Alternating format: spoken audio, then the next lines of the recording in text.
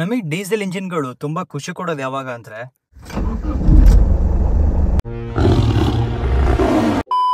ಪ್ರತಿಯೊಬ್ಬ middle class family ಅವನಿಗೂ ಒಂದು ಡ್ರೀಮ್ ಕಾರ್ ಅಂತ ಇರುತ್ತೆ.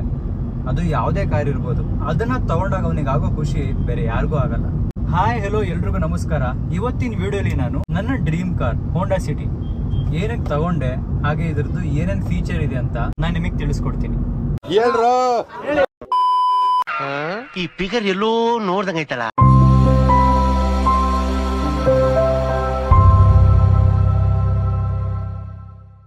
ಚಿಕ್ಕ ವಯಸ್ಸಿಂದ ಒಬ್ಬ ಹುಡುಗಂಗ್ ಡ್ರೀಮ್ ಅಂತಿದ್ರೆ ಅದರಲ್ಲಿ ಸಿಡಾನ್ ಅನ್ನೋ ಒಂದು ಲಿಸ್ಟ್ ಇದ್ದೇ ಇರುತ್ತೆ. ಆ ಸಿಡಾನ್ ಲಿಸ್ಟ್ ಅಲ್ಲಿ ಹೋಂಡಾ ಸಿಟಿ ಅನ್ನೋದಿಲ್ದೆ ಹೋದ್ರೆ ಅವ್ನ ಡ್ರೀಮೇ ಅಲ್ಲ. ಸುಮಾರು 20-25 ವರ್ಷದಿಂದ ಈ ಒಂದು ಸಿಡಾನ್ ಏನ್ ಕ್ಯಾಟಗರಿ ಇದೆ ಅದನ್ನ ಆಳ್ಕೊಂಡ್ ಬರ್ತಿದೆ. ನನ್ ಚಿಕ್ಕ ವಯಸ್ಸಿನ ಡ್ರೀಮ್ಸ್ ಕಾರ್ ಲಿಸ್ಟ್ ಇತ್ತಲ್ಲ, ಅದ್ರಲ್ಲಿ ಮೇನ್ಲಿ ಇದ್ದಿದ್ದು ಹೋಂಡಾ ಸಿಟಿ. ಬಿಕಾಸ್ ಉದ್ದ ಇರೋ ಗಾಡಿಗಳು ಅಂದ್ರೆ ತುಂಬಾ ಇಷ್ಟ. ಅದ್ರಲ್ಲಿ ಮೇನ್ಲಿ ನಾನ್ ನೋಡಿದ್ದು ಒಂದೇ ಒಂದು ಚಿಕ್ಕ ವಯಸ್ಸಲ್ಲಿ ಅದು ಹೋಂಡಾ ಸಿಟಿ.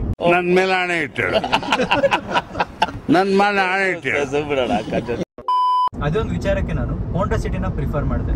ನನ್ನ 30 ವರ್ಷದ ಜೀವನದಲ್ಲಣ್ಣ ಒಬ್ಬರ ಜೊತೆ ಕಿತ್ತಾಡಿಲ್ಲಣ್ಣ. ನಾನು ಅಷ್ಟು ಒಳ್ಳೆ ಹೆಸರು ತಗೊಂಡಿರೋ ಹುಡುಗ ನಾನು ಪೆರೇಸಂದ್ರದಲ್ಲಿ. ನೀವು ಕೇಳಿ, ಒಬ್ಬರು ತಂಟೆಗೆ ಹೋದವನಲ್ಲ.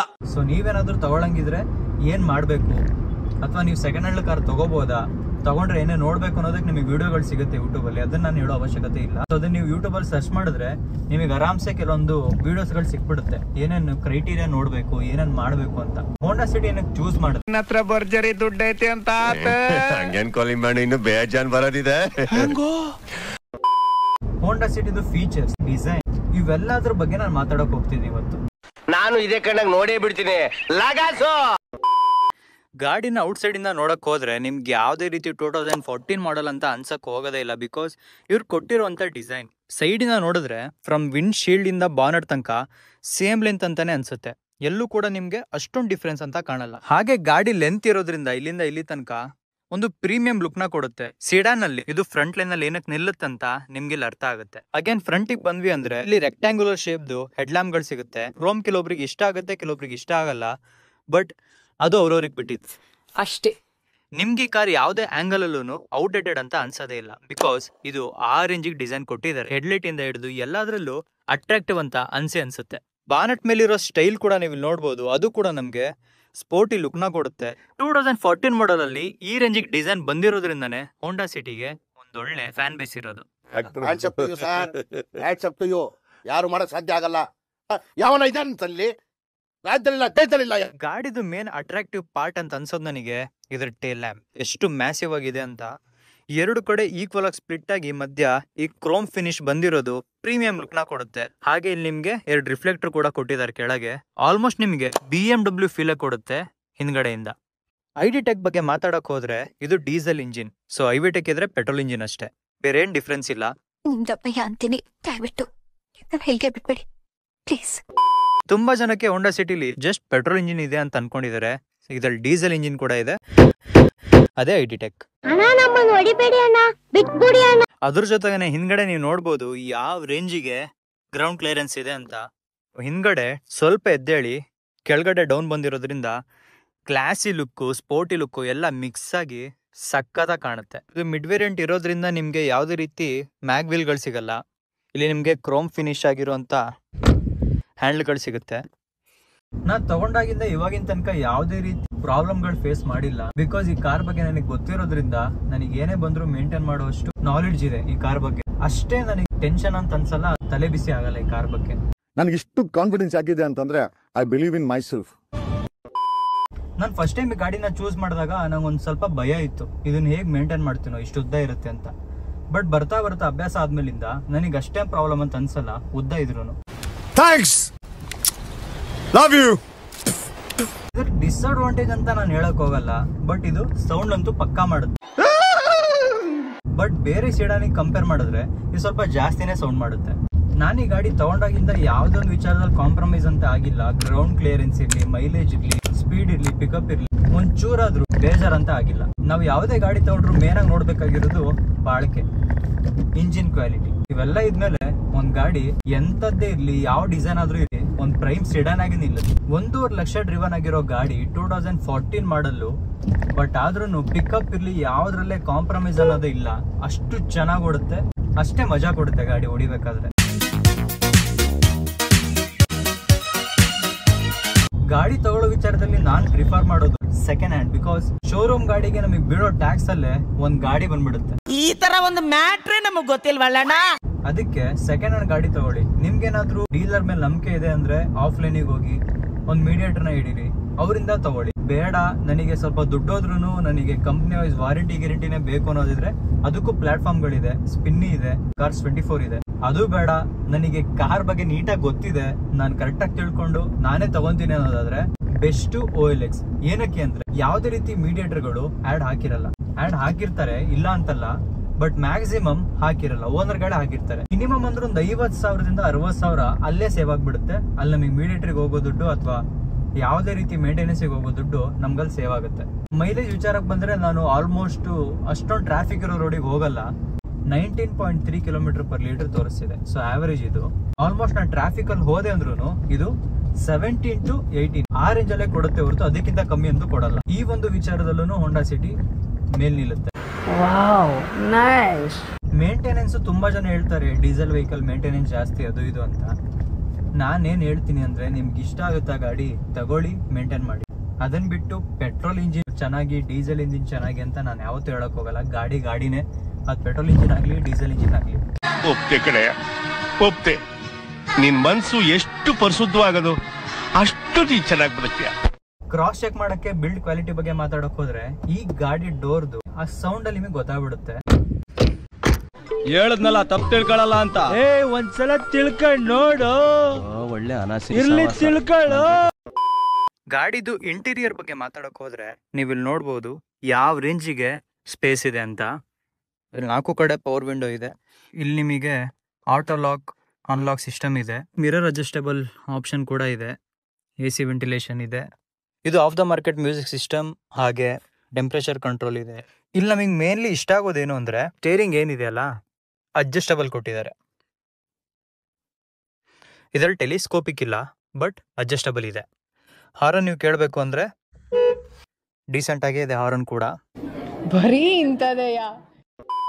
ನೀವು ಜಸ್ಟ್ ಡ್ರೈವ್ ಮಾಡಬೇಕಾದ್ರೆ ಹಿಂದೆ ನೋಡಿದ್ರೆ ಎಷ್ಟು ದೂರ ಇದೆ ಅಂತ ನಿಮ್ಗೆ ಅರ್ಥ ಆಗುತ್ತೆ. ಇದರಿಂದ ನಮಗೆ ಸಿಡಾನು ಅಂದ್ರೆ ಹೋಂಡಾ ಸಿಟಿ ಒಂದೊಳ್ಳೆ ಎಕ್ಸ್ಪೀರಿಯನ್ಸ್ನ ಕೊಡುತ್ತೆ ಡ್ರೈವ್ ಮಾಡಬೇಕಾದ್ರೆ. ಟ್ಯಾಂಕ್ ಚಿನ್ನ, ಈ ಪ್ರೀತಿ ಪ್ರೋತ್ಸಾಹ ಬೆಂಬಲ ಹಿಂಗೆ ಇರ್ಲಿ ಚಿನ್ನ, ನಾ ಸಾಯೋವರೆಗೂ ಬರೆಯಲ್ಲ ಚಿನ್ನ. ಥ್ಯಾಂಕ್ ಯು ಚಿನ್ನ, ಥ್ಯಾಂಕ್ ಯು. ಇದ್ರ ಸ್ಟೇರಿಂಗ್ ಬಗ್ಗೆ ಮಾತಾಡಕ್ ಹೋದ್ರೆ ಓಡೋಮೀಟರ್ ನೋಡ್ಬೋದು. ಇಲ್ಲಿ RPM ಇದೆ, ಇಲ್ಲಿ ಸ್ಪೀಡೋಮೀಟರ್ ಇದೆ, ಹಾಗೆ ಇಲ್ಲಿ ಫ್ಯೂಲ್ ಇಂಡಿಕೇಟರ್ ಇದೆ. ಸರ್ಕಲ್ ಒಳಗೇನೆ ಎಲ್ಲ ಕಾಣಂಗೆ ಒಂದು ಡಿಸೈನ್ ತರ ಅನ್ಸುತ್ತೆ. ಸೊ ಇದು ನನಗೆ ತುಂಬಾ ಕೂಲ್ ಅಂತ ಅನಿಸ್ತು. ಸೊ ಏನಾದ್ರೂ ನೀವು ಲಾಂಗ್ ಅಲ್ಲಿ ಹೋಗ್ತಿದ್ದೀರಾ ಅಥವಾ ಹೈವೇಲಿ ಹೋಗ್ತಿದ್ದೀರಾ, ಈ ಗಾಡಿ ಮಾತ್ರ ಒಳ್ಳೆ ಮಜಾ ಕೊಡುತ್ತೆ. ಹೋಂಡಾ ಸಿಟಿನ ಏನಕ್ಕೆ ಚೂಸ್ ಮಾಡಬೇಕು ಅಂತ ನೀವು ನೋಡಕ್ ಹೋದ್ರೆ ಇದು ನಮ್ಗೆ ಕಾಸ್ಟ್ ಫ್ರೆಂಡ್ಲಿ ಆಗುತ್ತೆ, ಮೈಲೇಜ್ ಕೊಡುತ್ತೆ, ಕಂಫರ್ಟ್ ಕೊಡುತ್ತೆ, ಪಿಕಪ್ ಇದೆ, ಎಲ್ಲ ಇದೆ. ನಿಮಗೆ ಮೇಂಟೆನೆನ್ಸ್ ವಿಚಾರಕ್ಕೆ ಬಂದ್ರು ಅಷ್ಟೇನ್ ದುಡ್ಡು ತಿನ್ನಲ್ಲ.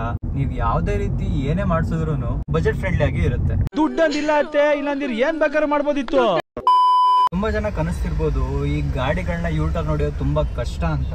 ಎಷ್ಟು ಸಿಂಪಲ್ ಆಗಿ ಅಂತ ತೋರಿಸ್ತೀನಿ ತಡೀರಿ.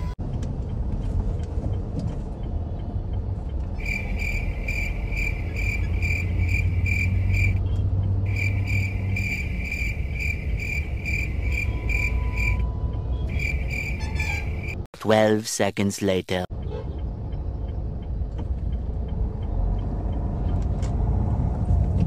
ಸೊ ಈಸಿಯಾಗಿ ನೀವು ಯೂಟರ್ನ್ ನೋಡಿಬಹುದು.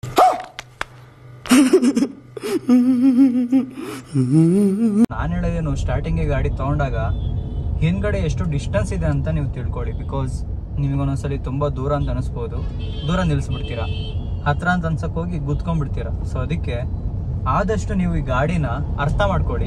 ಮುಂದ್ಗಡೆ ಗ್ಯಾಪು ಹಿಂದ್ಗಡೆ ಗ್ಯಾಪ್ನ ನೀವು ತಿಳ್ಕೊಂಡ್ಬಿಟ್ರೆ ಸೊ ಈ ಕಡೆ ನಿಮ್ಗೇನಷ್ಟು ಎಫೆಕ್ಟ್ ಆಗಲ್ಲ. ಬಿಕಾಸ್ ಅಷ್ಟೇನ್ ಅಗಲ ಇಲ್ಲ, ಆಲ್ಮೋಸ್ಟ್ ಹ್ಯಾಚ್ ಬ್ಯಾಕ್ ಅಷ್ಟೇ ಇರುತ್ತೆ. ಉದ್ದ ಎಷ್ಟಿದೆ ಅಂತ ನೀವು ತಿಳ್ಕೊಂಡ್ರೆ ನಿಮಗೆ ಆಲ್ಮೋಸ್ಟ್ ತುಂಬಾನೇ ಈಸಿಯಾಗಿ ಹೋಗುತ್ತೆ ಈ ಗಾಡಿನ ಡ್ರೈವ್ ಮಾಡಕ್ಕೆ. ಇದು ಕಾರ್ ಕಲಿಯೋ ಟೈಮಾ? ಏ ಸುಬಿ ಹಂಗೆ ಜಂಕ್ ಹೋಗ್ತೀನಿ ಕಣ, ನೋಡ ಕುತ್ಕೊಳ್ಳ. ನಾನು ಈ ಗಾಡಿದು ಟಾಪ್ ಸ್ಪೀಡು ಎಲ್ಲ ನಿಮಗೆ ತೋರಿಸಬಹುದು. ಹೇಳ್ತೀನಮ್ಮೆ, ನಿನ್ನ ಮಗನ್ನ ಅಡ್ಡ ಸಿಡ್ಬಿಡ್ತೀನಿ.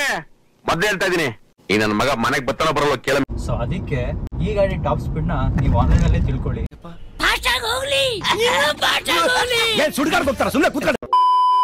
ಈ ಶೋಕಿ ಎಲ್ಲ ಬಿಟ್ಬಿಟ್ಟು ಹೂವು ಸೊಪ್ಪು ಮಾರ್ಕೊಂಡಿದ್ರೆ ಬದುಕ್ತೀರಾ?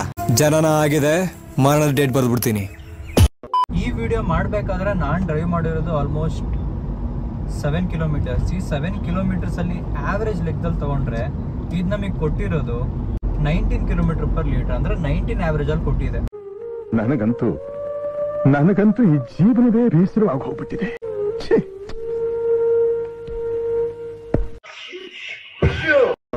ಕೆಲವೊಂದು ಗಾಡಿಗಳನ್ನ ನೋಡ್ಬೋದು, ಮೈಲೇಜ್ಗಳು ಜಾಸ್ತಿ ಇರುತ್ತೆ. ಮೈಲೇಜ್ ಜಾಸ್ತಿ ಇದೆ ಅಂದ್ಮೇಲೆ ವೇಟ್ ಕಮ್ಮಿ ಇರುತ್ತೆ ಅಂತ ನೀವು ಅನ್ಕೊಂಡ್ಬಿಡ್ತೀರಾ. ಈಗ ಗೊತ್ತಾಯ್ತು. ಈ ಗಾಡಿದು ವೇಟ್ ಡೀಸೆಂಟ್ ಆಗಿ ಇದೆ, 5 ಸ್ಟಾರ್ ರೇಟಿಂಗ್ ಇದೆ, ಅದ್ರ ಜೊತೆ ಮೈಲೇಜ್ ಕೊಡುತ್ತೆ ಡೀಸೆಲ್ ಗಾಡಿ. ಇದ್ರಿಗಿಂತ ಒಂದು ಒಳ್ಳೆ ಗಾಡಿ ಬೇಕಾ? ಏನು ಹೇಳಕ್ಕೂ ಒಂದಿದೆ ಬಾಯಿದೆ ಅಂತ ಏನ್ ಬೇಕಾದೇನ್ ಬೇಡದ? ಸತ್ಯ ಹೇಳ್ರಿ, ಜನಗಳಿಗೆ ಗೊತ್ತಾಗ್ಲಿ. ಸತ್ಯನ ಹೇಳಿ, ಕಲೀಲಿ ಸತ್ಯ ಹೇಳಕ್ಕೆ. ನಾನ್ ಪರ್ಸನಲಿ ಹೇಳೋದು ಏನು ಅಂದ್ರೆ 3.5 4 ಲಕ್ಷ ಕೊಟ್ಟು ಬೈಕ್ ಗಳನ್ನ ತಗೊಂತಾರೆ. ಅದಕ್ಕೆ 1.5 2 ಲಕ್ಷ ಎಕ್ಸ್ಟ್ರಾ ಕೊಟ್ಟು ಕಾರ್ ತಗೋಬಹುದಲ್ಲ. ನನಗೆ ಬೈಕ್ ಮೇಲೆ ಅಷ್ಟು ಕ್ರೇಜ್ ಇಲ್ಲ. ನನಗೇನು ಕಾಮನ್ ಆಗಿ ಬಿಸಿಲು ಬಂತಂದ್ರೂ ಒಣಗ್ತೀವಿ, ಮಳೆ ಬಂತಂದ್ರೆ ನೆನಿತೀವಿ, ಇಬ್ರೇ ಕೂರಕ್ಕಾಗೋದು. ಹಿಂದೆ ಕೂತನ್ ಮಾತಾಡ್ತಾನೋ ಮಾತಾಡಲ್ವೋ, ಆ ಗಾಡಿಗೆ ಅವನಿಗೆ ಕೇಳಿಸುತ್ತೋ ಕೇಳಿಸಲ್ವೋ, ಹೂ ಅಂತಾನೆ. ಅವನಿಗೆ ನಾವು ಮಾತಾಡ್ಕೊಂಡು ನಮ್ ಗಂಟ್ಲು ಹರ್ಕೊಂಡು ಹೋಗಕ್ಕಿಂತ ಬೆಸ್ಟ್ ಒಂದ್ ಕಾರ್ ತಗೊಂಡು ಇದ್ರಲ್ಲಿ ಎಲ್ಲ ಕುತ್ಕೊಂಡು ಆರಾಮಾಗಿ ಹೋಗ್ಬೋದಲ್ಲ. ಸಾಧ್ಯ ಇಲ್ಲ ಈಗ. ಯಾಕೆ ಆಗಲ್ಲ? ಏನಾಯ್ತು? ಆಗಲ್ಲ, ಆಗಲ್ಲ, ಬೇಡ ಅದು. ಯಾಕೆ ಬೇಡ ಸರ್? ಆಗಲ್ಲ. ಇದ್ರ ಬೂಟ್ ಸ್ಪೇಸ್ ಬಗ್ಗೆ ಮಾತಾಡೋಕ್ ಹೋದ್ರೆ ಆಕ್ಚುಲಿ ನಾನು ಅದನ್ನ ತೋರಿಸಿಲ್ಲ. ತುಂಬಾನೇ ದೊಡ್ಡದಾಗಿದೆ ಬೂಟ್ ಸ್ಪೇಸ್. ಆಲ್ಮೋಸ್ಟ್ ನೀವೇನಾದ್ರೂ ಒಂದ್ ವಾರಕ್ಕೆ ಹೊರಗೆ ಹೋಗ್ತಿದ್ದೀರಾ ಅಂದ್ರೆ ಅಷ್ಟು ಲಗೇಜ್ ಗಳನ್ನ ನೀವು ಬೂಟ್ ಸ್ಪೇಸ್ ಅಲ್ಲಿ ಇಡಬಹುದು, ಅಷ್ಟು ಜಾಗ ಇದೆ.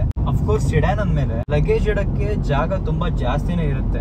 ಇದರ ಗ್ರೌಂಡ್ ಕ್ಲಿಯರೆನ್ಸ್ ಬಗ್ಗೆ ಮಾತಾಡೋಕ್ ಹೋದ್ರೆ ಇವತ್ತವರೆಗೂ 5 ಜನ ಕುತ್ಕೊಂಡು ಹೊಡೆದಾಗ್ಲೂ ಯಾವುದೇ ಹಂಪ್ಗಳು ನನಗೆ ತಾಗಿಲ್ಲ.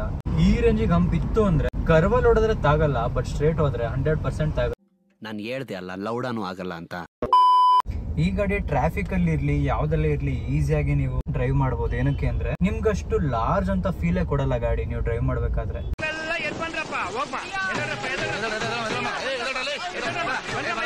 ಇಲ್ಲಿಗೆ ಈ ವಿಡಿಯೋನ ಎಂಡ್ ಮಾಡ್ತಿದ್ದೀನಿ. ಸೊ ಇವತ್ತಿನ ವಿಡಿಯೋಲಿ ನಿಮಗೆ ನನ್ನ ಡ್ರೀಮ್ ಕಾರ್ ಬಗ್ಗೆ ಹೇಳಿದೀನಿ. ನಿಮ್ಗೆ ಯಾವ ಡ್ರೀಮ್ ಕಾರ್ ಇದೆ ಕಮೆಂಟ್ ಬಾಕ್ಸ್ ಅಲ್ಲಿ ತಿಳಿಸಿ.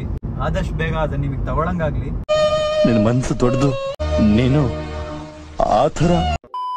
ಈ ವಿಡಿಯೋ ಇನ್ಫಾರ್ಮೇಟಿವ್ ಅಂತ ನಿಮಗೆ ಅನ್ಸಿದ್ರೆ ಆದಷ್ಟು ಶೇರ್ ಮಾಡಿ, ಲೈಕ್ ಮಾಡಿ. ಮತ್ತೆ ಇದೇ ರೀತಿ ಒಂದು ಇನ್ಫಾರ್ಮೇಟಿವ್ ವಿಡಿಯೋ ಜೊತೆ ನಿಮಗೆ ಸಿಗ್ತೀನಿ. Stay tune. ನಾವು ನಮ್ಮ ಕುಟುಂಬದ ಮೇಲೆ, ನಮ್ಗಳ ಮೇಲೆ, ನಾವು ಮಾಡೋಂಥ ಕೆಲಸದ ಮೇಲೆ ಹಾಗೂ ಪ್ರಕೃತಿ ಮೇಲೆ ಗಮನ ಇಟ್ಕೊಂಡು ನಮ್ಮ ಕೆಲಸನ ನಾವು ಶ್ರದ್ಧೆಯಿಂದ ಮಾಡೋಣ. ಈ ವರ್ಷ ನಿಮಗೆ, ನನಗೆ, ನಮ್ಮೆಲ್ರಿಗೂ ಒಳ್ಳೇದು ಮಾಡಲಿ ಅಂತ ಭಗವಂತನಲ್ಲಿ ಕೇಳ್ಕೊತೀನಿ.